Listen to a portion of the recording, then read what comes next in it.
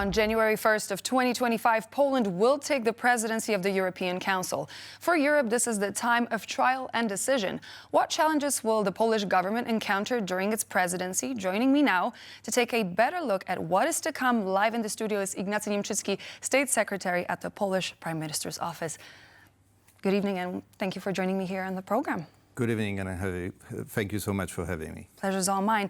So what's going to be the focus of Poland during its presidency? What will Poland push for to achieve among its European members? So I think, not surprisingly, also watching the news, we'll be focusing and framing our discussions about the theme of security. I think it's quite clear with the situation that we have at our eastern border. It's quite clear with the threat of having a trade war between the US and China. It's quite clear with what is happening in the US that we need to focus on security here internally. But when we talk about security, we mean security in many different dimensions, and I'm sure we'll discuss all of them. But I think our goal during the presidency is really to focus on the security and also encourage other member states to have look similar to ours on what is happening around the world. So how would you describe some of the biggest challenges? Because obviously you're going to look at different fields, and obviously we live in very challenging times, especially here in Europe. What do you think those challenges are going to be? So I think, technically speaking, getting prepared for presidency is just looking for legislative files that are going, so different legislative initiatives. But there's also this possibility of facing situations that you haven't predicted. And I think we are exactly at this point when we see that there are possibilities of those situations, and I already mentioned some of them. I think the new US administration, we don't really know what to expect on a number of important issues. Then there's a question or the issue of China and how China will react to a rather assertive US trade policy. And obviously we have the topic of Ukraine and Russia's invasion of Ukraine and the situation on the front. So I think the presidency is there to organize the discussion between member states. But I think given what is happening in Berlin, given what is happening in Paris, there's also a lot of expectation that Warsaw will really be in the leading role and that will be able to keep the EU united.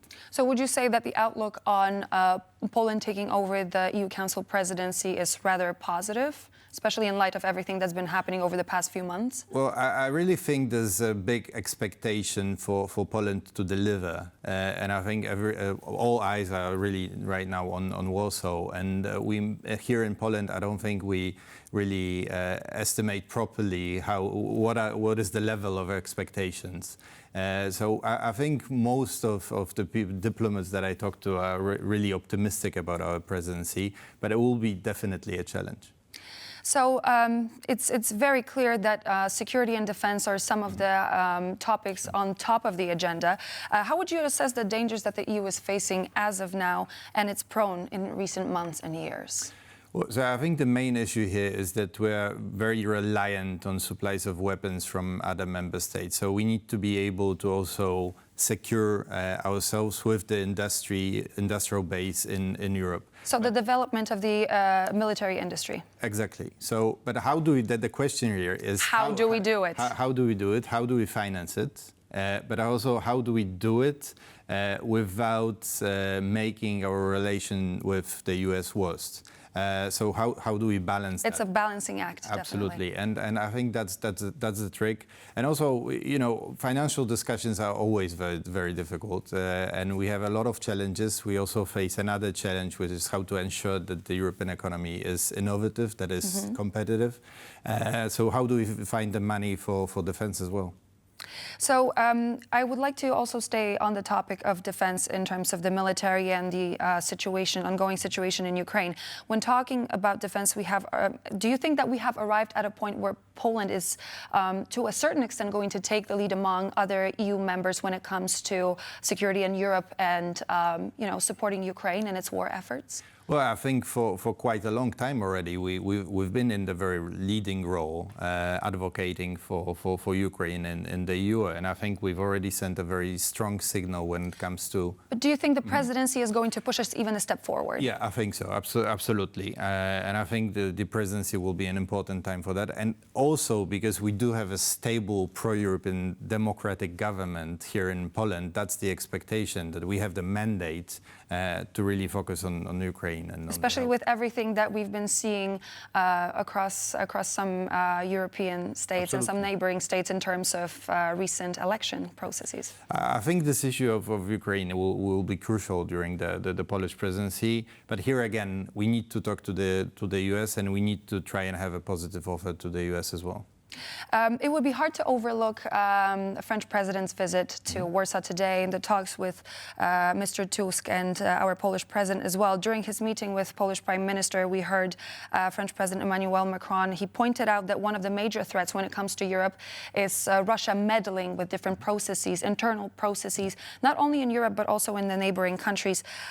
We've seen examples of thereof, for example, during the elections in Moldova, in Romania, in Georgia. So what would you say, what's Poland's plan to tackle the issue of Russia meddling with internal business, so to speak, air quotes, and democratic processes? So when I talked about security and different dimensions, this is exactly one of the dimensions of security, so-called information security.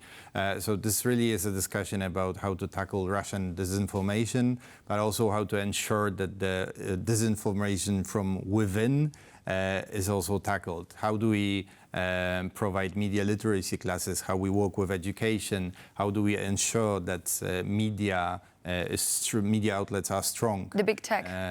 And also, how do we contain the platforms without limiting economic potential? That's the trick as well. So I think we'll be having those important discussions, but I feel also that there is a true appetite, and Macron's visit confirmed that, to really do something bold during the Polish presidency. I would like to also look at energy, because over the past few weeks, over the past few months, we heard that there is no defense without energy and there is no energy without defense. These two things, those are those topics, those subjects that are interconnected. Prime Minister Donald Tusk declared lowering the energy prices in Europe as one of the key goals of this presidency. How are you going to achieve it?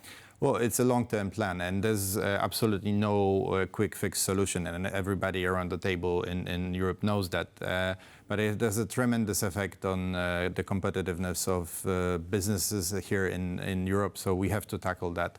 And so far, we've been mostly focused on the Green Deal, and what Poland is saying, that we cannot go with decarbonization by deindustrialization.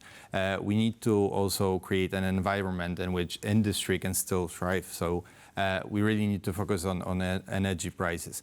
One of the aspects is also, important aspects is also getting rid of imports from Russia of oil and gas. We still see it in some... We still see a lot of that happening among exactly. European countries. So we have to deal with that and find an alternative. And here, again, I actually think the US might be helpful.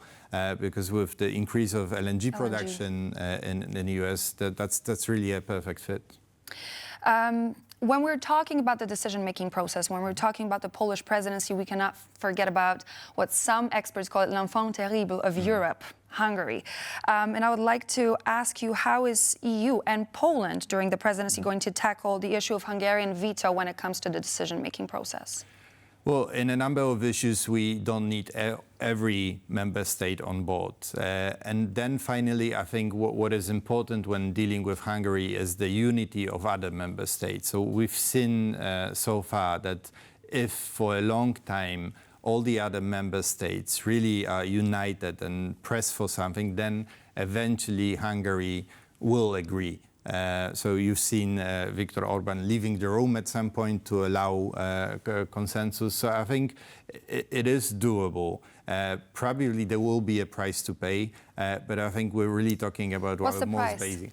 Well, the price will depend on the negotiations. So when we're discussing Ukraine, actually Orban has made it really clear that he wants the money from the EU budget, but the Commission is saying that we cannot provide the money from the so-called RRF, because of rule of law issues in Hungary. So again, it's a balancing act. I think we'll also see a slight shift in the politics of Viktor Orban with Donald Trump and help in US. He's been definitely trying to make some moves in order to appease. Yeah. But I think in a way we'll need to have a positive offer to US, and in that regard, maybe I'm hopeful that maybe Orban will find himself in this positive offer, and that will encourage him to take some decisions together with the rest of the EU countries. Our time is coming to an end, but last but not least, I wanted to ask you about the presidency generally and the decision-making process and implementing changes. We live in times, and the Polish presidency is going to fall on a very particular period of time. As you mentioned before, Donald Trump is going to be the 47th president. He's going to be sworn into office. We will soon see, we see a political turmoil in France when it comes to the government. We will also see elections in Germany. How likely do you think is it going to? How likely do you think it is that it's going to affect the decision-making process within the EU? You know, so many moving pieces all together coming at the same time. Well, that's what you have to be prepared for when taking over the presidency, and I think this is a thing that we are already planning for. There are some other unpredictable events of even grander scale, and think of the presidencies before us, like how do you deal with the pandemic? This was something absolutely unprecedented. But dealing with member states where elections are happening, this is a constant factor when being in the role of the presidency. So we'll just have to go on. We will have to go on indeed. Thank you so much for joining me. Ignacy Niemczycki, State Secretary at the Polish Prime Minister's Office. It's a pleasure to have you in the studio. Thank you, my pleasure. And so this would be all the latest news for now here on World News Tonight, but please do stay tuned here on TVP World, as we will be back in just a moment with more news and features.